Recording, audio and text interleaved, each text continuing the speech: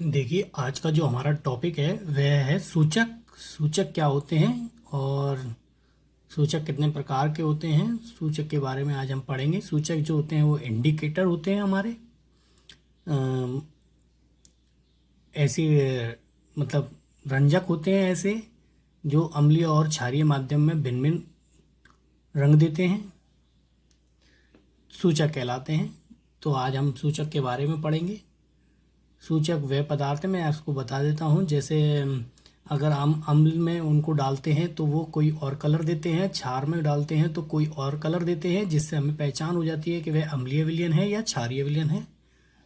तो सूचक का कार्य यही है कि वह विलयनों की पहचान करने में काम किया जाता है, वो इंडिकेटर करते हैं, इंडिकेट करते हैं। ठीक, चलिए पढ़ते हैं हम सूचक। ऐसे रंजक यानी कि जो डाई होती हैं, आपकी बालों में भी कलर लगाते हैं, डाई वगैरह करते हैं, वही आपका कलर। ऐसे रंजक जिसका रंग अम्लीय व क्षारीय माध्यम में भिन्न भिन्न होता है सूचक कहलाते हैं। अम्लीय माध्यम में अलग होगा और क्षारीय माध्यम में अलग होगा, सूचक कहलाते हैं। क्या कहलाते हैं? सूचक। पहला है लिटमस। ये पहला सूचक है लिटमस पेपर, जो आपने लैब में यूज करेंगे तो पता चलेगा आपको। ठीक है, लिटमस। लिटमस का प्राकृतिक रंग बैगनी होता है। कैसा होता है? प्राकृतिक रंग बैगनी होता है। इन्हें लाइकेन थैलोफाइटा समूह से प्राप्त किया जाता है। किससे प्राप्त किया जाता है? थैलोफाइटा समूह से। लाइकेन, इन्हें लाइकेन से प्राप्त किया जाता है जो थैलोफाइटो समूह के हैं। ठीक है। लिटमस का प्रयोग सूचक के रूप में किया जाता है, इंडिकेटर के रूप में किया जाता है। किसके रूप में किया जाता है? इंडिकेटर के रूप में किया जाता है, यानी कि सूचक के रूप में किया जाता है। इसका बैगनी रंग होता है। इसका बैगनी रंग होता है। कैसा होता है? बैगनी रंग। जैसे कि यहाँ पे बताया, प्राकृतिक रंग कैसा है? बैगनी होता है, तो इसका बैगनी रंग होता है। क्षारीय विलयन में लाल लिटमस नीला हो जाता है। क्षारीय विलयन में लाल लिटमस कैसा हो जाता है? नीला। व अम्लीय विलयन में नीला लिटमस कैसा हो जाता है? लाल हो जाता है। मतलब क्षार में वो कैसा हो जा रहा है? लाल से नीला। और अम्ल में कैसा हो जा रहा है? वो नीले से लाल हो जाता है। ठीक, आप सभी को समझ में आ रहा होगा। मतलब क्षारीय विलयन में अलग और अम्लीय विलयन में अलग अलग रंग देते हैं, सूचक कहलाते हैं। ठीक है। कुछ अन्य प्राकृतिक पदार्थ जैसे लाल पत्ता गोभी, ठीक, लाल पत्ता गोभी, हल्दी, फूलों की रंगीन पंखुड़ियाँ, हाइड्रेजिया, पिटूनिया, जेरेनियम आदि प्राकृतिक अम्ल क्षार सूचक हैं। इनका प्रयोग अम्ल तथा क्षार के परीक्षण में किया जाता है। इनका प्रयोग कहाँ किया जाता है? अम्ल और क्षार के परीक्षण में, यानी कि उनके प्रैक्टिकल करने में, पता लगाने में कि वह अम्ल है या क्षार है। ठीक है, आगे देखते हैं। सेकंड है मैथिल ऑरेंज। कौन सा है? मैथिल ऑरेंज। मैथिल ऑरेंज अम्लीय विलयन में लाल व क्षारीय विलयन में पीला होता है। अम्लीय विलयन में कैसा होता है? लाल, और क्षारीय विलयन में कैसा होता है? पीला। उदासीन विलयन में इसका रंग नारंगी होता है। कैसा होता है? नारंगी होता है। ठीक है। फिनोफ्थिलीन, ये भी तीसरा है आपका सूचक। तीसरा कौन सा है? फिनोफ्थिलीन। अम्लीय विलयन में रंगहीन है तथा क्षारीय विलयन में गुलाबी होता है। अम्लीय विलयन में कैसा है? रंगहीन, तथा क्षारीय विलयन में कैसा है? गुलाबी होता है। कैसा होता है? गुलाबी। आप सभी को समझ में आ रहा होगा। हम देखते हैं अगला सूचक कौन सा हमारा? सुगंधित सूचक। देखिए, सुगंधित सूचक क्या है हमारा? देखिए, सुगंधित सूचक ये पदार्थ अम्लीय तथा क्षारीय विलयन में मिश्रित करने पर, जो सुगंधित सूचक जो हैं आपके, जैसे प्याज और वेनिला है, ठीक, ये पदार्थ अम्लीय तथा क्षारीय विलयन में मिश्रित करने पर अलग अलग तरह की सुगंध उत्पन्न करते हैं।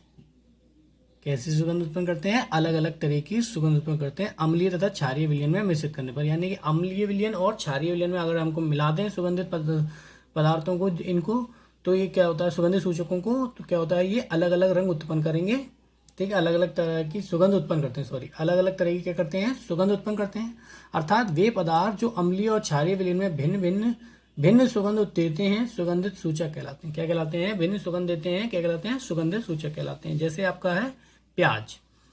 प्याज में विशेष सुगंध होती है। प्याज रस में क्षार मिलाने पर, देखिए, प्याज रस में क्षार मिलाने पर प्याज में विशेष सुगंध होती है। अगर हम प्याज का जो रस है उसके अंदर क्षार मिलाएं तो इसकी सुगंध नहीं आती।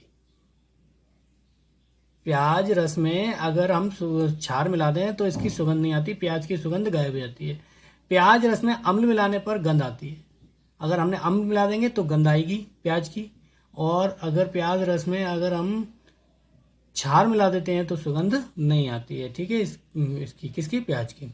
वेनिला है, वेनिला में सुहावनी गंध होती है। कैसी होती है, सुहावनी गंध होती है, जो हमको अच्छी लगती है। जैसे आपका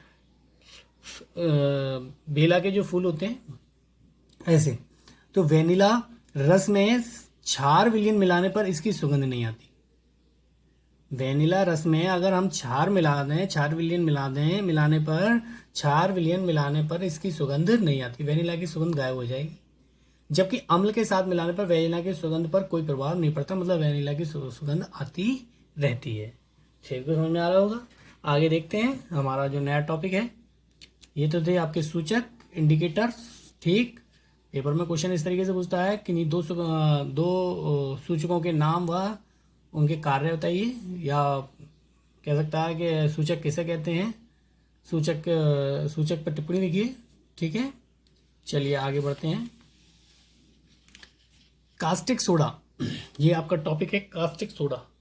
कास्टिक सोडा जो होता है वो NaOH होता है। क्या होता है, NaOH होता है कास्टिक सोडा, जिसे सोडियम हाइड्रोक्साइड बोलते हैं। देखिए, कास्टिक सोडा जो होता है वो NaOH होता है। ये कास्टिक सोडा होता है। क्या होता है, ये कास्टिक सोडा होता है।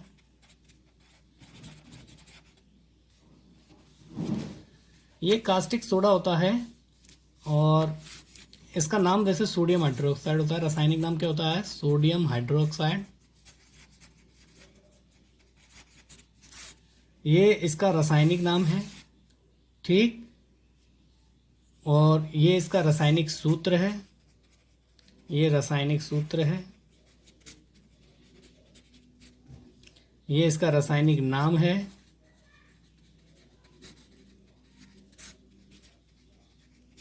रासायनिक सूत्र और रासायनिक नाम। ठीक, कास्टिक सोडा का, किसका, कास्टिक सोडा का। Caustic soda sodium hydroxide NaOH होता है। ठीक, सभी को समझ में आ रहा होगा। इसी के बारे में आज हम पढ़ेंगे, ये हमारा टॉपिक है। चलिए, कास्टिक सोडा, इसका रासायनिक नाम सोडियम हाइड्रोक्साइड क्या होता है, सोडियम हाइड्रोक्साइड, तथा आणविक सूत्र जो होता है इसका NaOH। क्या होता है, आणविक सूत्र NaOH होता है। क्या होता है इसका, NaOH आणविक सूत्र। बनाने की विधि है, तो बड़े ध्यान से समझिएगा बनाने की विधि। साधारण नमक के जलीय विलयन में विद्युत प्रवाहित करने से यह वियोजित हो जाता है, टूट जाता है। वियोजित मतलब हो जाता है क्या है, टूट जाता है। साधारण नमक के जलीय विलयन में विद्युत प्रवाहित करने पर यह वियोजित हो जाता है।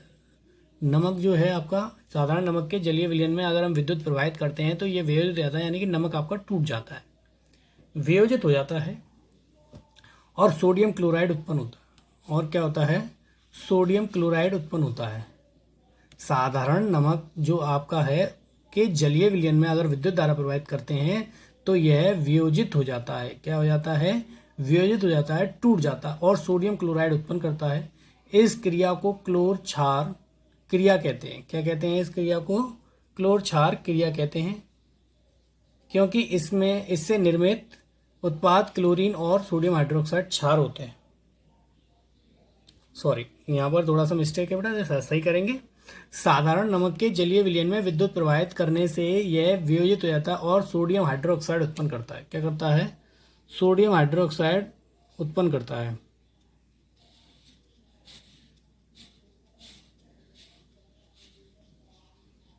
सोडियम हाइड्रोक्साइड,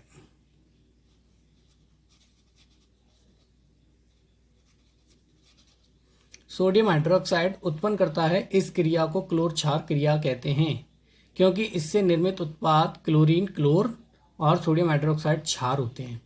देखिए, मैं आपको यहाँ दिखाता हूँ।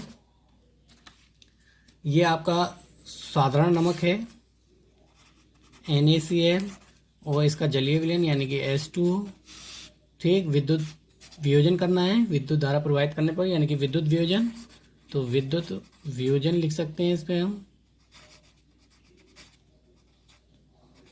ठीक, विद्युत वियोजन, जब विद्युत वियोजन होता है तो क्या हमारा सोडियम हाइड्रोक्साइड उत्पन्न होता है। तो सोडियम उत्पाद के रूप में, तो सोडियम हाइड्रोक्साइड NaOH होता है, प्लस क्लोरीन, प्लस आपका H2। इसको बैलेंस हम करेंगे, 2 Na हैं तो 2 Na लगा देते हैं यहाँ पर। ठीक, यहाँ पर आपको H कितने दिख रहे हैं, 2 और 2 4। यहाँ पर कितने हैं देखिए, 4 हो गए, 2O ये आ गए आपके, 2 Cl हैं, 2 Cl ये आ गए। तो ये आपका क्लोर है, यानी कि क्लोरीन। इसको क्या कहते हैं, क्लोर क्षार भी कहते हैं। तो क्षार ये होता है, इसीलिए क्लोर और क्षार। क्लोरीन क्लोर होती है और सोडियम हाइड्रोक्साइड क्षार होता है, इसीलिए क्लोर क्षार भी कहते हैं। देखिए जैसे कि यहाँ होता है, इससे निर्मित उत्पाद क्लोरीन, क्लोर और सोडियम हाइड्रोक्साइड क्षार होते हैं। क्या होते हैं, क्षार होते हैं। सभी को समझ में आया होगा बनाने की विधि इसकी। आगे देखते हैं क्या है इसका, इसके भौतिक गुण हैं, फिजिकल प्रॉपर्टीज, भौतिक गुण पढ़ेंगे इसके सोडियम हाइड्रोक्साइड के, कास्टिक सोडा के। यह सफेद क्रिस्टलीय ठोस है। इसका गलनांक कितना है, यहाँ पे दिया हुआ है 318.4 डिग्री सेल्सियस। इसका गलनांक कितना दिया हुआ है, 318.4 डिग्री सेल्सियस। सेकंड पॉइंट है, यह जल में घुलनशील तथा स्वाद तीखा होता है। जल में तो घुलनशील है, जल में घुल जाता है, और स्वाद कैसा होता है, तीखा होता है, जैसे मिर्च का होता है। साबुन की तरह चिकना होता है। साबुन की तरह कैसा होता है, चिकना होता है। इसमें तीसरा पॉइंट है, संक्षारक का गुण पाया जाता है। क्या पाया जाता है, संक्षारक का गुण पाया जाता है। संक्षारक क्या होता है, मैंने आपको पहले ही बताया था कि धातुओं का धीरे धीरे नष्ट होना, धातुओं का धीरे धीरे नष्ट होना संक्षारण कहलाता है। क्या कहलाता है, संक्षारण कहलाता है। तो आपको तो यहाँ पर ये संक्षारक का गुण पाया जाता है, यानी कि ये धातुओं को धीरे धीरे क्या करता है, नष्ट करता है। क्या करता है, ये नष्ट करता है। तो संक्षारक का गुण इसमें पाया जाता है। इसके बाद हमारे रासायनिक गुण हैं। देखिए रासायनिक गुण पहला है वायु का प्रभाव। तो वायु का प्रभाव क्या होता है कि वायुमंडल में खुला इसे छोड़ देंगे तो वायुमंडल में जो उपस्थित होती है कार्बन डाइऑक्साइड, उससे ये अभिक्रिया करता है, और कार्बन डाइऑक्साइड से अभिक्रिया करके क्या करता है, सोडियम कार्बोनेट बनाता है। क्या बनाता है, सोडियम कार्बोनेट बनाता है। ये सोडियम कार्बन डाइऑक्साइड से अभिक्रिया करता है, जो वायुमंडल में जो हमारे, अगर हम इसे वायु में खुला छोड़ते हैं तो वायुमंडल में जब खुला छोड़ते हैं तो वायुमंडल में के अंदर क्या होता है, कार्बन डाइऑक्साइड भी उपस्थित होती है। ठीक, तो कार्बन डाइऑक्साइड से ये अभिक्रिया कर लेता है, और कार्बन डाइऑक्साइड से अभिक्रिया करके क्या बनाता है, सोडियम कार्बोनेट बनाता है। क्या बनाता है, सोडियम कार्बोनेट बनाता है। तो रिएक्शन आपको दिख रही होगी, ये कार्बन डाइऑक्साइड है, सोडियम हाइड्रोक्साइड है, बैलेंस कर लेंगे इसे। देखिए Na2CO3 बनता है सोडियम कार्बोनेट। यहाँ Na 2 थे इसलिए यहाँ पर 2 लगाया। ठीक, यहाँ पर देखिए ऑक्सीजन 3 हो गए, 1 4 हो गए, तो यहाँ पर 2 हैं और 2 ये रहे, 4 हो गए हैं। कार्बन 1 है तो कार्बन 1 है, तो बैलेंस हो गया होगा। सभी को समझ में आ रहा होगा। किसी बच्चे को कोई डाउट हो तो पूछ लेना। इसके बाद हमारा है ऊष्मा का प्रभाव। किसका प्रभाव, ऊष्मा। तो ऊष्मा क्या है, देखिए यहाँ पर बताया कास्टिक सोडा को अगर 1300 डिग्री सेल्सियस पर गर्म करने पर, कास्टिक सोडा को 1300 डिग्री सेल्सियस पर गर्म करने पर यह अपने अवयवी घटकों में टूट जाता है। अवयवी घटक वो होते हैं जिससे ये बने होते हैं। कास्टिक सोडा किससे बना हुआ है, कास्टिक सोडा बना हुआ है Na से, और सोडियम से, ऑक्सीजन से, हाइड्रोजन से। तो ये इसके अवयवी घटक हैं, इनमें वो टूट जाएगा। कब, 1300 डिग्री सेल्सियस पर गर्म करने पर। 1300 डिग्री सेल्सियस पर अगर हम इसे गर्म करते हैं तो ये टूट जाता है। ऐसे आपका NaOH है, और इसको 1300 डिग्री सेल्सियस ताप देते हैं। जब इसे 1300 डिग्री सेल्सियस ताप देते हैं, ये अपने अवयवों में टूट जाता है। तो Na में टूट जाएगा, ऑक्सीजन में टूट जाएगा, और H2 में टूट जाएगा। मतलब बैलेंस कर लेते हैं इसे। देखिए 2 ऑक्सीजन हो गए तो हम यहाँ 2 लगाएंगे। ठीक, और 2 हाइड्रोजन हो गए तो 2 हाइड्रोजन भी आ गए, 2 Na भी आ गए। तो ये आपकी क्या होगी, वियोजन हो गया। आपने मतलब 1300 डिग्री ऊष्मा दी, जब ऊष्मा अपघटन हो गई अभिक्रिया। कौन सी हो गई, ऊष्मा अपघटन के। इतना टेम्परेचर देने पर ये क्या होता है, अपने अवयवी घटकों में टूट जाता है। तो अवयवी घटकों में ये टूट गया, जिससे ये बना था, सोडियम से बना था, ऑक्सीजन से बना था, हाइड्रोजन से बना था, उसमें ये टूट गया। ठीक है, जैसे कि यहाँ पर आपको रिएक्शन दी भी गई है। देखिए क्या दी गई है आपको अभिक्रिया, देखिए ऊष्मा के प्रभाव के अंदर सोडियम हाइड्रोक्साइड है, Na2Na, H2 और O2 में ये टूट गया है। यहाँ पर हम टेम्परेचर लिख सकते हैं 1300 डिग्री सेल्सियस। ठीक है, कोई प्रॉब्लम नहीं आई होगी, आप सभी को समझ में आ रहा होगा। अगली रिएक्शन देखते हैं, अम्लों से क्रिया है। देखिए अम्लों से क्रिया है, अब क्षार है, आपने उदासीनीकरण अभिक्रिया पढ़ी हैं। तो प्रबल अम्ल और प्रबल क्षार से बने लवण जो होते हैं वो उदासीनीकरण अभिक्रिया कहलाती है, अगर प्रबल अम्ल और प्रबल क्षार आपस में अभिक्रिया करते हैं। तो ये आपकी प्रबल अम्ल है, सॉरी प्रबल क्षार, और ये प्रबल अम्ल, और ये सोडियम सल्फेट और जो H2O बना है। तो ये जो लवण बन रहा है, लवण बनाने की जो लवण आपने लास्ट वीडियोस के अंदर लवण जो पढ़ा था वही है ये लवण सोडियम सल्फेट। तो ये एक लवण है, ठीक, और ये प्रबल क्षार, ये प्रबल अम्ल। तो प्रबल क्षार और प्रबल अम्ल आपस में जब अभिक्रिया करते हैं तो वह अभिक्रिया उदासीनीकरण अभिक्रिया कहलाती है। क्या कहलाती है वो? उदासीनीकरण अभिक्रिया कहलाती है। यहाँ पर हमने आपको उदासीनीकरण अभिक्रिया लास्ट वीडियोस के अंदर पढ़ाई थी। तो यहाँ पर हम पढ़ लेते हैं। चलिए, अम्लों से क्रिया है। पहली है सल्फ्यूरिक एसिड से क्रिया, ठीक। चलिए, सल्फ्यूरिक एसिड से जब आप इसकी क्रिया कराते हैं तो मैं आपको यहाँ पर क्रिया करा के दिखाता हूँ। तो NaOH है आपका, और सल्फ्यूरिक एसिड से क्रिया है H2SO4 से आपकी क्रिया होती है, ठीक। तो देखिए, ये Na है और ये आपका SO4 है, ये H2O हो जाएगा। क्या हो जाएगा? ये H2O। तो हम इसको संतुलित कर लेते हैं, बैलेंस कर लेते हैं। देखिए, Na2SO4 होता है। क्या होता है? Na2SO4 होता है, सोडियम सल्फेट, और H2O होता है, ठीक। अब बैलेंस करते हैं। यहाँ पर Na 2 है तो यहाँ पे 2 लगा दीजिए। 2 Na हो गए, 2 H हो गए, तो यहाँ पर 2 H ये रहे, 2 H ये रहे, 4 H हो गए, तो दोनों 4 H आपके आ चुके हैं। यहाँ पर O कितने? 2 हैं, यहाँ पर कितने हैं? 4 हैं, तो टोटल कितने हो गए? 6। तो यहाँ पर 4 आ चुके हैं और 2 ये रहे, तो टोटल कितने हो गए? 6। तो ये आपकी क्या थी? अभिक्रिया थी सल्फ्यूरिक अम्ल से। सभी को समझ में आई होगी।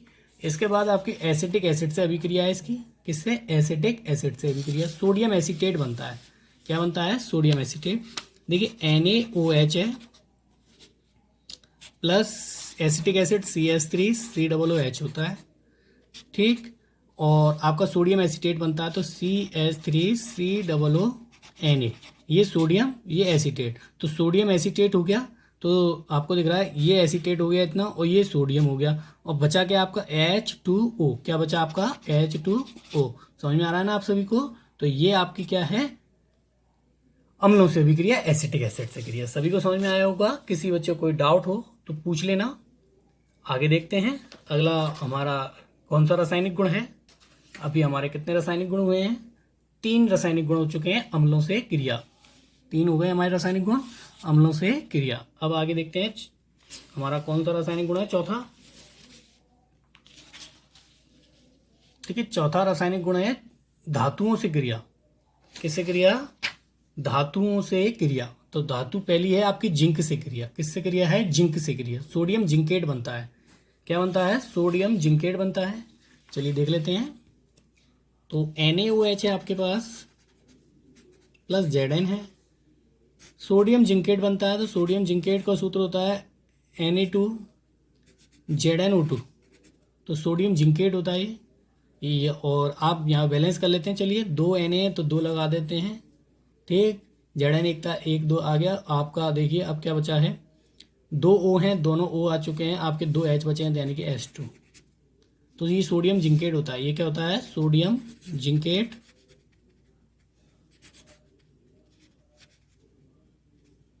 सभी को समझ में आ रहा होगा। और फिर दूसरी आपकी लेड से क्रिया। किससे क्रिया है? लेड से क्रिया। तो लेड से सोडियम प्लम्बाइड बनता है। देखिए, सोडियम प्लम्बाइड सेम इसी की तरह से अभिक्रिया है। जैसे जिंक से करिए ऐसे ही हम उससे करेंगे लेड से।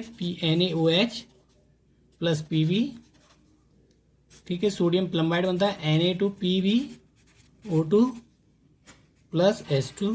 बैलेंस कर देते हैं इसे भी हम, 2 लगा देते हैं, यही सेम अभिक्रिया हो जाएगी। ये सोडियम प्लम्बाइट है यहाँ पर। ये क्या है? सोडियम प्लम्बाइट।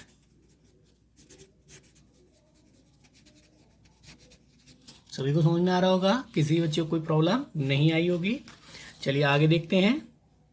जैसे कि आपको देखो रिएक्शन में दोनों में दिखाया भी गया है। ये लेड से अभिक्रिया, सोडियम प्लम्बाइट बनता है, Na2PbO2 बनता है। अधात्विक ऑक्साइडों से क्रिया है। अधात्विक ऑक्साइड देखिए आपके कौन कौन से होते हैं? कार्बन डाइऑक्साइड और सल्फर डाइऑक्साइड, इन दोनों से अभिक्रिया होगी।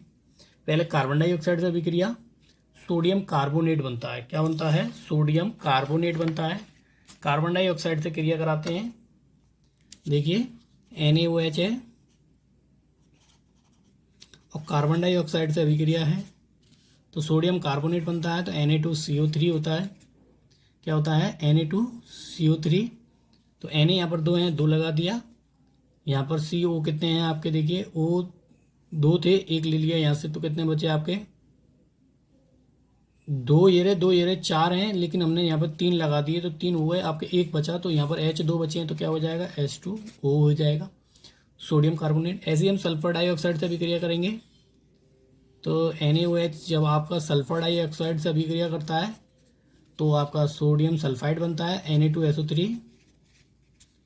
Na2SO3 सोडियम सल्फाइड बनेगा, और वही आपका H2O निकल जाएगा। ये सोडियम सल्फाइड है यहाँ पर, ये क्या है? सोडियम सल्फाइड है। समझ में आ रहा होगा आप सभी को, जैसे कि यहाँ पर आपको रिएक्शन में दिखाया भी गया है। चलिए देख लेते हैं। देखिए SO2 से अभिक्रिया सोडियम सल्फाइड बन रहा है, और CO2 से अभिक्रिया सोडियम कार्बोनेट बन रहा है। ठीक, ये आपके आधात्विक ऑक्साइड हैं। इसके बाद है उपयोग हैं इसके उपयोग ध्यान से पढ़ लेते हैं कि उपयोग क्या है। चलिए देखिए, पहला उपयोग है औषधि बनाने में, यानी कि मेडिसिन बनाने में सोडियम हाइड्रोक्साइड का यानी कि कास्टिक सोडा का उपयोग किया जाता है। सेकंड है कागज़ बनाने में, यानी कि आपका जो कागज़ है, पेपर जो बनाते हैं, पेपर जो बनते हैं, वो आपका इसमें सोडियम हाइड्रोक्साइड का उपयोग किया जाता है। रंजक बनाने में, रंजक मतलब डाई बनाने में, जितनी आपकी जो डाई होती हैं, सूचक जो कहने का मतलब समझ लीजिए, बनाने में। इसके बाद चौथा है गैसों को अवशोषित करने में। गैसों को अवशोषित मतलब गैसों को जो अपने अंदर ग्रहण कर ले, अवशोषित करने में भी इसका उपयोग, सोडियम हाइड्रोक्साइड का भी उपयोग किया जाता है। सभी को समझ में आ रहा होगा। किसी बच्चे को कोई डाउट हो तो पूछ लेना। अगर वीडियो अच्छी लगती है सभी बच्चों को तो लाइक एंड सब्सक्राइब ज़रूर करें। और आज का टॉपिक हमारा यहीं पे समाप्त होता है। नेक्स्ट टॉपिक के साथ नेक्स्ट वीडियो में मिलेंगे। ठीक, अगर किसी बच्चे को कोई भी प्रॉब्लम आती है तो ज़रूर पूछें बेटा। वैसे बहुत अच्छी वीडियो आपको लगी होगी। अगर वीडियो अच्छी लगती है तो सभी बच्चे लाइक एंड सब्सक्राइब ज़रूर करें। Thank you.